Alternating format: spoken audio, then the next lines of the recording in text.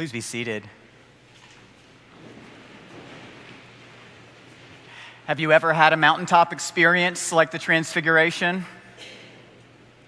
I can actually almost picture one. I was hiking the Appalachian Trail. My brother and I went out for 6 weeks when we were in college, with the days of our lives where we had 6 weeks to walk on a trail. And we got to the top of a bald in North Carolina. A bald is a very particular kind of mountaintop where, for geological reasons, there's nothing there, and besides this beautiful meadow somehow on the top of a mountain. And when we got there, the day was drawing to a close, and there was something about the evening sky that transfixed us. We stood there together without speaking and watched the sunset come. And the night sky turned from pink to purple to dark blue, and we stood there so long that the stars came out. It was like we were stuck there on the top of that mountain. That mountaintop experience shaped my understanding of creation and the amazing ways in which God cares for us in creation. Compelled me to wonder about being a steward of creation. And I've never lost that vision. The Transfiguration is a story like this. The story where Jesus, along with 3 of his beloved disciples, go to the top of a mountaintop and experience something that changes the way that they see the world. Have you had one of those? Are you having one of those when you hear the story of the Transfiguration? Today is the last Sunday in the season of after Epiphany. We travel, of course, from the Epiphany when those magi, those astrologers who followed the star to that stable in Bethlehem, where they drop to their knees and worship God incarnate, this child.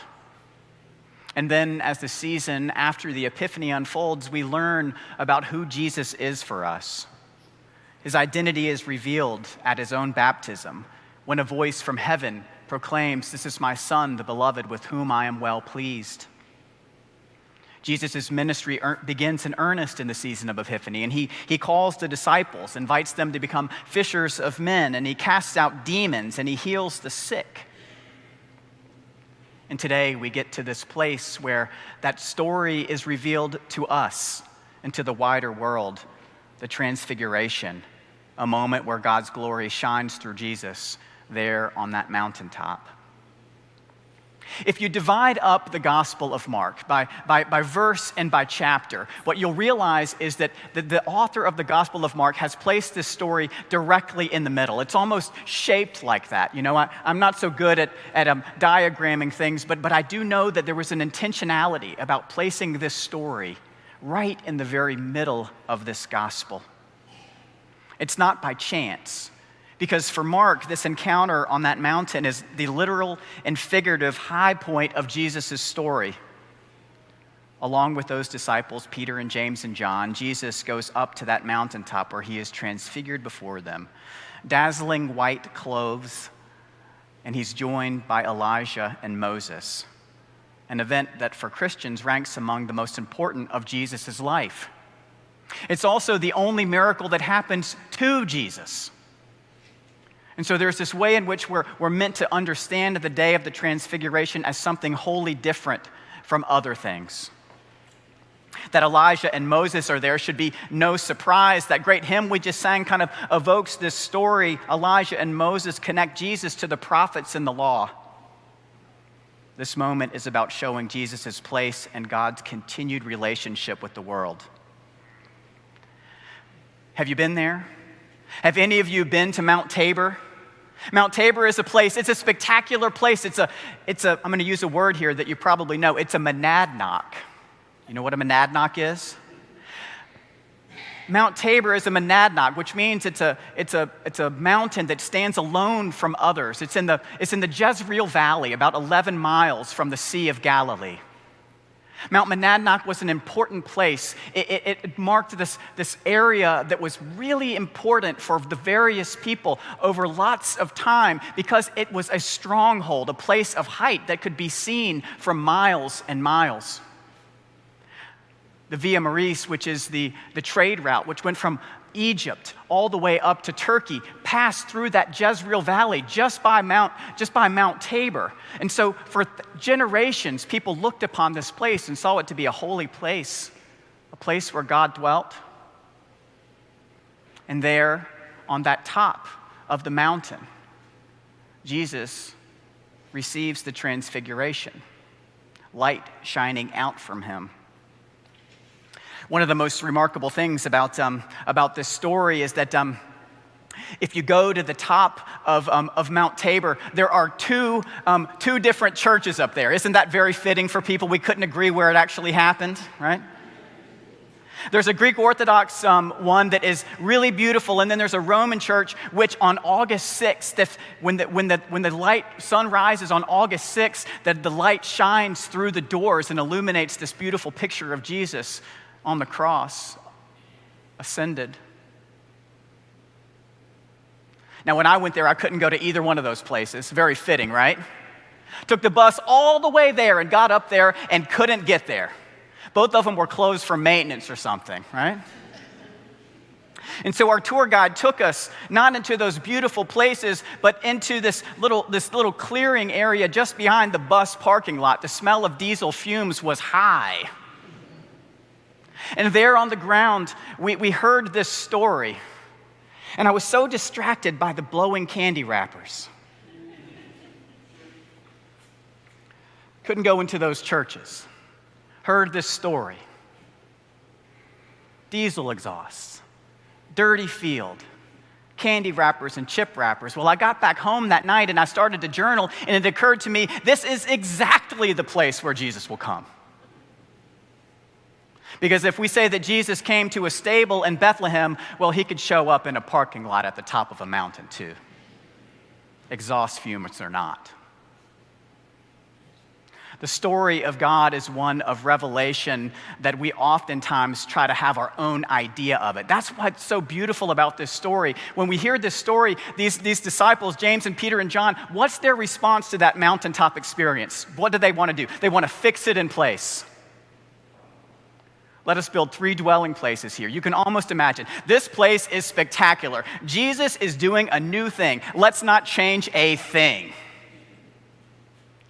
Aren't they human? And don't we want to do the same thing? We have our own understanding of how God is functioning, and we sometimes want to fix it in place, just like they did.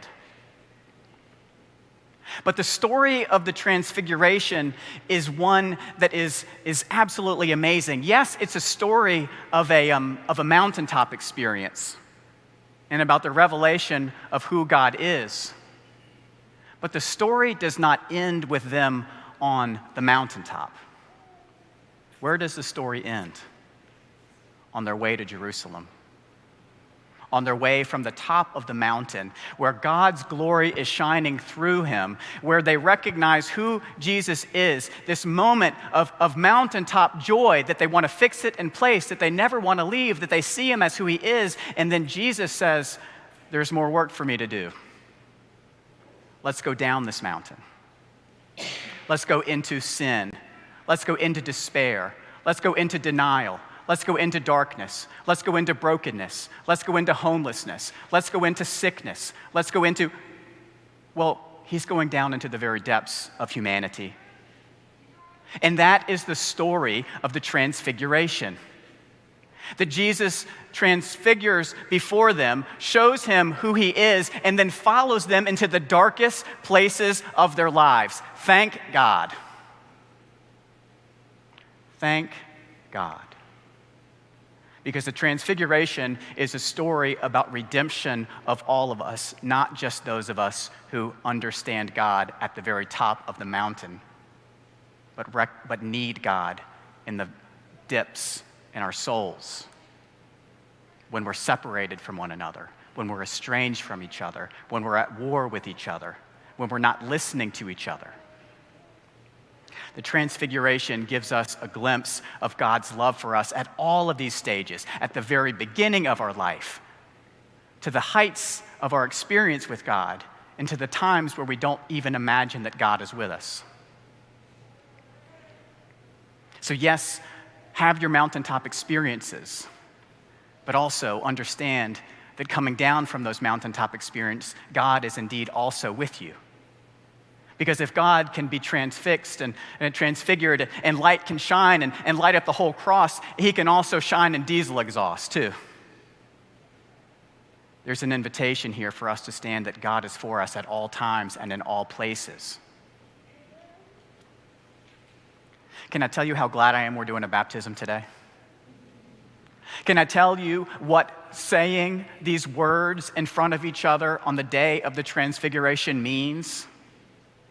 This opportunity for us to recognize that for this child, who of course is a real child, is also representative of all of us. There's this chance for us to say in these words together that we're doing a couple things that are really important. We're renouncing things, these things of darkness. It's big words. You know the baptism. It has this baptismal thing. Do you renounce sin and wickedness and all sinful desires? I mean, those are big things, right? Do you know what they mean to me? They mean to me all of the things that this child will experience and that we will experience that separate us from God and each other. Things like eating disorders, things like addiction, things like the estrangement that we have with our family. We are denying those things and saying God has no part of that, but God is with us in those places. And then we also stand during this baptismal ceremony and we say, God is also with us on the mountaintop.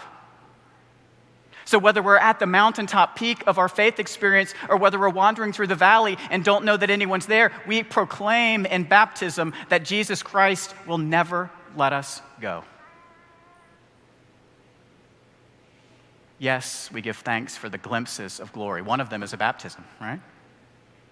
But we also recognize that into the depths and darkness of our lives, God will not leave us. I hope when you're hearing this morning's baptismal service, you'll recognize both those mountaintop experiences, maybe your own baptism, maybe your children's baptism, maybe your wedding. But you'll also recognize the times where you felt distant from God and say, He was there too. And with me is this community. I'm grateful. I'm grateful for us to recognize a new life, an opportunity for us to reaffirm our faith, and maybe get sprinkled with a little of that mountaintop experience. What do you say we baptize this kid?